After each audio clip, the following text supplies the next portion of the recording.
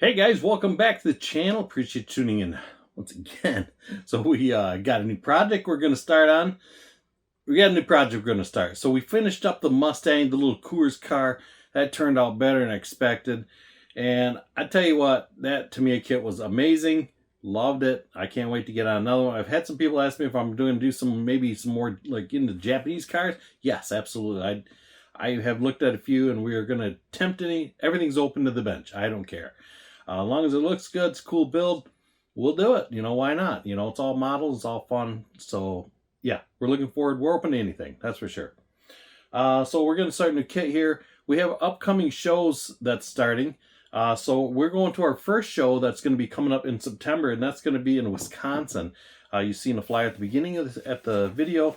We're going to the Midwest Scale Modelers show. The Midwest show is a pretty cool show. If you guys never been to it, this is a really good show. I really like it. This is their 6th annual, and this is going to be on September 12th. So mark your calendars. You have a little over a month to figure out if you're going or not, which I hope to see you there, because that would be awesome. Because it's like I say, it's at a really nice hotel, very, very nice place, and like I say, it's a great show. Some pretty decent vendors there, and all kinds of categories. They got like 70, how many awards were we giving out on this, guys? We're giving out over 70 awards. That's what it says on the flyers. And the theme is red, white, and blue. So get those red, white, and blue vehicles out there and bring them to the show, guys. Because I'll tell you what, this is a really good show. Hope to see you there. They got all kinds of cool stuff. And it's just a great time. A lot of good people. And it's just a great time. So we're putting up a new build, and it's going to be this guy right here. And we're hopefully to get done for that show. Yeah, okay. Well, we're trying. That's a plan anyways. So we're building the 87 GTA. Yes, by Revell, of course. And you know what? It's a 1/16 scale. So it'll be my first 1/16 scale I built on the channel. I've built 1/16 scales before. I got to think back. So actually, I've only built 3. One was the 82 Trans Am, which I do have another one up there in a box. It's still brand new. I picked up at a hobby shop somewhere. And I built the 79 Blackbird that had lights and everything in it. Man, I wish I still had that kit because that was really cool. Spring suspend. I mean, it was like a cool kit. But I was just a kid, but what that big wheel of all places. And or maybe it was Kmart. I'm not sure. It was one of those places. And then I built the 1/16 scale Cale Yarborough Thunderbird, the Hardee's Thunderbird. Oh, and I also did the 7-Eleven Thunderbird in that same scale. I don't know who the driver was of that car. Anyway, so we're going to build this car here. We're getting off tangent here. I think this will look pretty cool. So we got to get some new stuff on the table for these upcoming shows because I'm retiring a lot of my kits. So we're working on some more stuff because I don't want to be that guy that's bringing the same thing every year. You know what I mean? And I want to bring some new stuff for the table. You know, so that way when you go to the show, you're like, hey, I've never seen that before. We're like, yeah, that's right, because it's brand new. I just done that. You may have seen it on the channel being built here, but it's different to when you go to a show and see it, because it looks so much different in the real thing and then, you know, versus on video. But either way, that's kind of cool. It's neat to look at it that way. But yeah. So anyways, in between that, we're going to build some stuff in between this Trans Am. So we're going to try to find something else to work on, you know, during that Trans Am build. So maybe we'll do this car here. I mean, it's kind of just creeping by. So yeah, yeah, we got the Cobra Mustang. Yeah, so we got this guy here. Yeah, we're going to do this. We're going to do this in between that or sometime. I got some cool ideas for this. I got some really cool ideas for it. Well, it's not really that cool, but I got a neat color for it. It's nostalgic. It's classic. I hope you like it. Well, I really don't care if you like it or not. That's the color it's going to be, but that's just the way it is, right?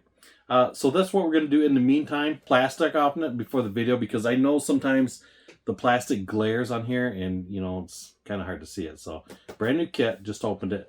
So you're going to be seeing this here in the mix of it. So that's kind of where we're at with things. So with this kit here, going back to this real quick, this kit has some issues. A lot of you guys know if you've seen this kit or had this kit, they're warped. I have 2 of these, and they're both warped in the same spot. They're both warped right here, so it's going to be heat gun fun. And try to get that windshield fitting in there nice. And so we're going to take the best out of the two, and make that one work. That's what's going to happen. So let me take you bench side, and I'll show you what we're talking about, and we're going to get started on this. Like I said, I don't know how many videos this is going to be. We're just going to kind of keep it going and hopefully get it done before the show. So let's go bench side, and let's take a look at this thing. All right, so we're going to concentrate on the interior of this bad boy. And maybe I mentioned it, maybe I didn't. We're going to light this car up. We're going to put lights in it. And I never done lights, so hopefully that works out good for me. I got a bunch of LEDs here bought from Temu, however you want to say it. And yes, we're going to run with those. So at this point, we're just going to work on the interior of the car and see if we can get that all nice and cool looking. So I'm going to get some of these parts clipped out, and that's what we're going to do the first part of this build. I've been working on the body, so we got our headrest here. Obviously jumping around. So I've been working on the body, sanding it. Working on that mold line a little bit. It's vicious. It's getting there, but it's a slow process. You know, for a big car, there's really not a lot of parts to this kit. It's got a few, obviously, but it's not a ton of parts. You know, like I say, especially for how big the car is. So I've been doing a lot of research for pictures, things like that. I see there's different, depending on the year and different options, there's different seat options, different colors for the seats. So we're going to try to mix it up a little bit.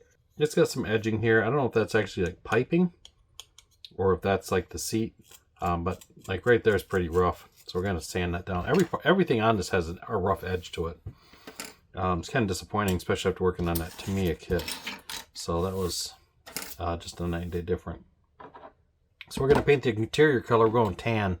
So we're going to do Tamiya.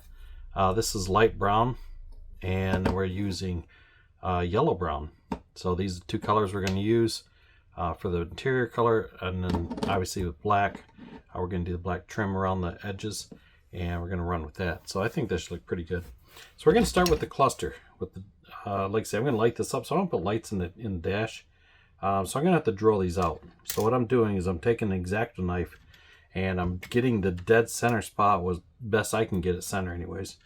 That way when I go put a drill bit in here, it drills it straight and doesn't, like, you know, walk all over the place until it catches.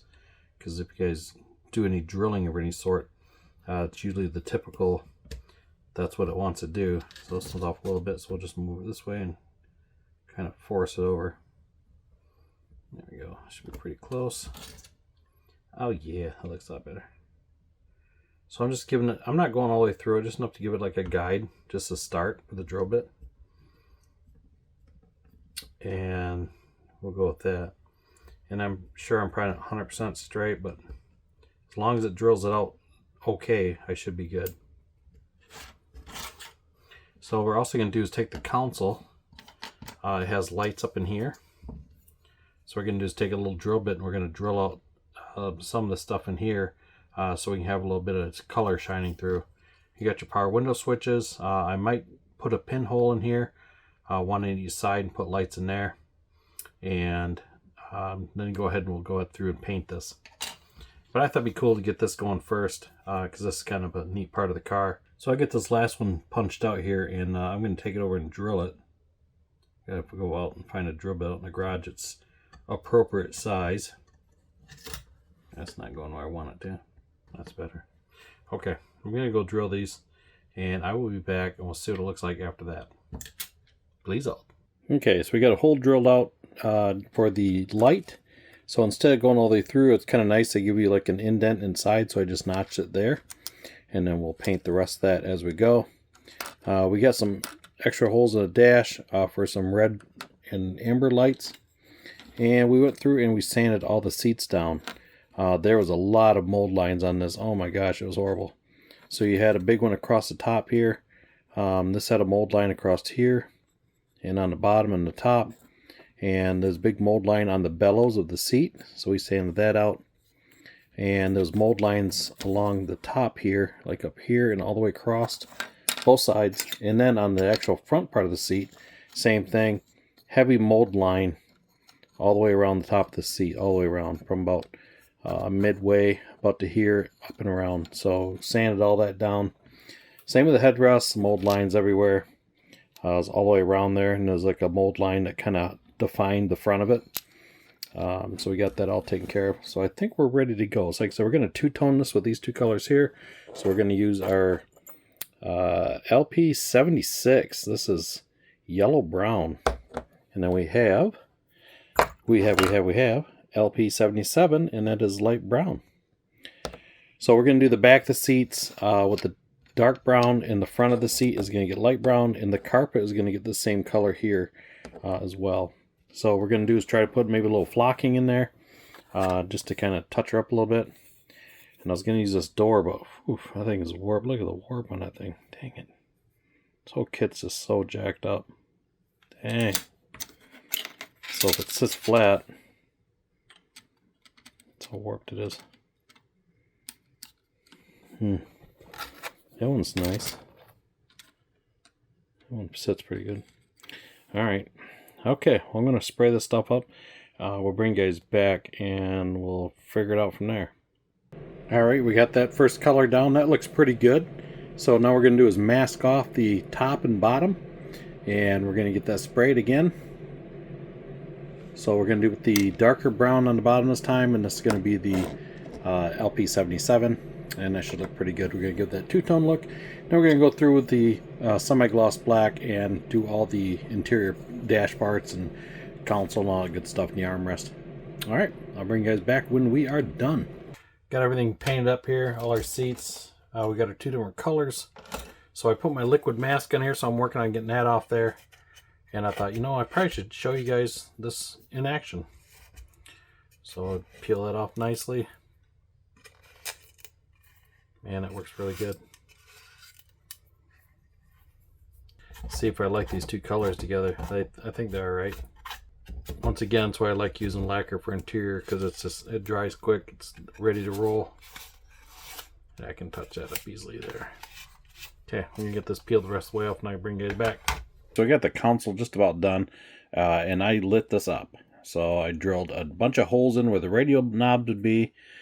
These here window switches, and I believe that's supposed to be the mirror switch, but you can see this is pretty vague, and this is supposed to be like heater controls. I'm sorry, the heater controls are supposed to be at the radio. This is like an information center, but the model, they don't put heater controls in there. It's just blank. So this is semi-gloss black, and we did this shift boot. I was going to do it in gloss black because I know there's mostly black, but I did it in rubber black. So I'm going to flip this over. It's a mess underneath. I had to alter a few things. So that's the wiring on it.